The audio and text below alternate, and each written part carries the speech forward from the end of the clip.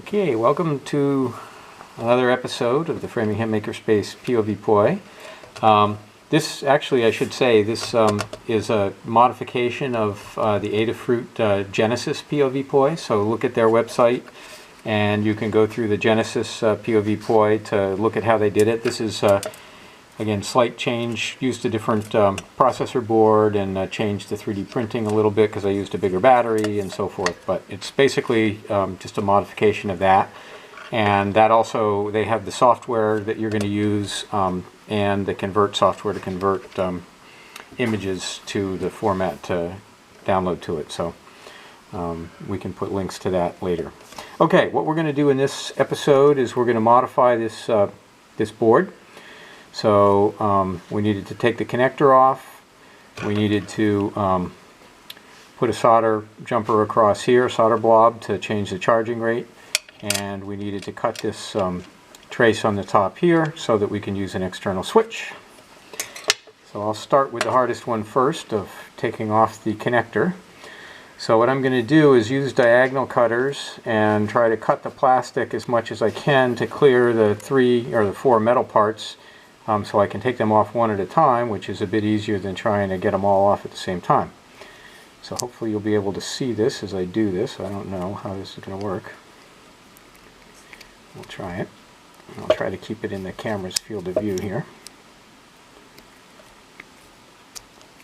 Yeah, can you, Brian, can you grab me a different set of maybe those other, yeah, let me try it.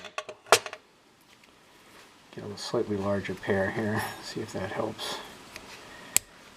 Yeah, that helped a little bit. Okay, so I'm just kind of grabbing it here on the side. I don't know if you can see that. That seemed to break up the plastic a little bit without, hopefully, again, I want to be careful about the connections. These side mechanical things I don't care about so much, but the connections to the board for the battery I do, because I need them. I don't want to damage those. Get that out of the way.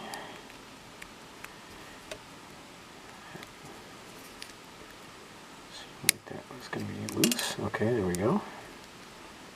Alright, stay in the field of view here. Alright, I'm going to try to now kind of go this way. So this is a thinner pair here to try to get down in between things here. Free up these electrical connections. Which I can actually, there's no reason I can't cut those pins so that they're less likely to be a problem. Just make sure you don't get any other things on the board here. You don't want any other components coming off. Oh, there we go. So if I do that, so now they're cut loose. So I am going to try to desolder just those. Get my soldering iron over here. It didn't even shut off on me. Interesting. Cord's a little short here, so I'm going to see how this goes. There we go. I don't know where, oh, there it goes, it went there. Alright.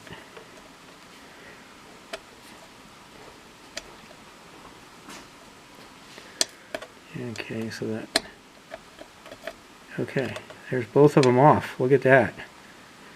Okay, that was easier than the first time I did this, which was, I almost ripped the pads off.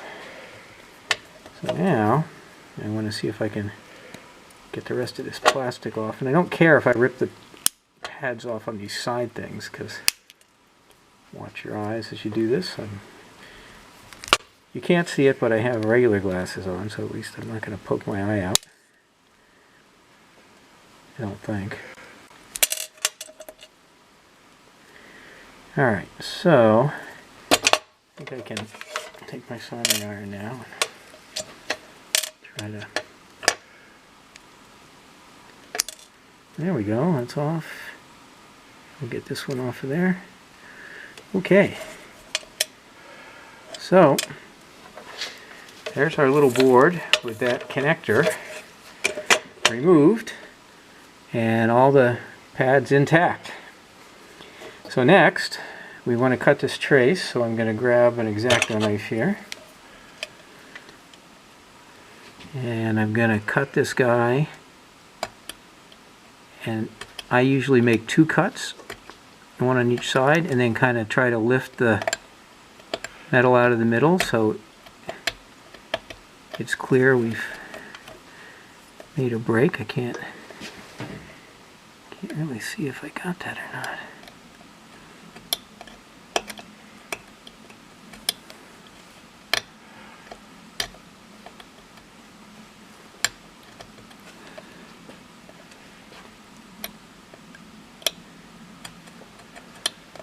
I think I got it, but let me just, I'm going to take it away here and look at it myself so I can...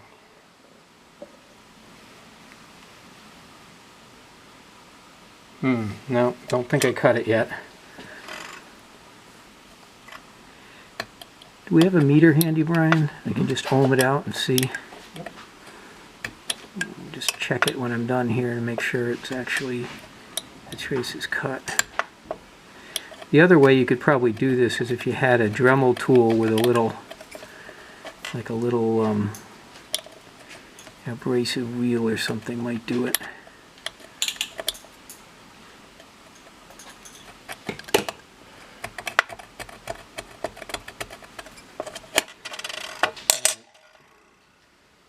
Oh, an old-fashioned. Alright, you can watch it, Brian. I'm just gonna, so you can't see the meter, but okay, it shows we have an open circuit there. So I did successfully cut that trace. So that step's done. So the last step I had here was putting a solder connection, across this to increase the charge rate from 100 milliamps to 500 milliamps. So we'll get our solder here. And again, this should be, okay, Brian's finger there. So it's designed to make a nice blob across there. Okay, let's get that ohm meter out again and check to confirm that we have in fact made a connection across there. Alright, and yes we have. Okay, so that's the modification of our LiPo backpack. And we'll come back in a minute and we'll put the 3 pins on and attach it to the processor, the itsy bitsy processor board.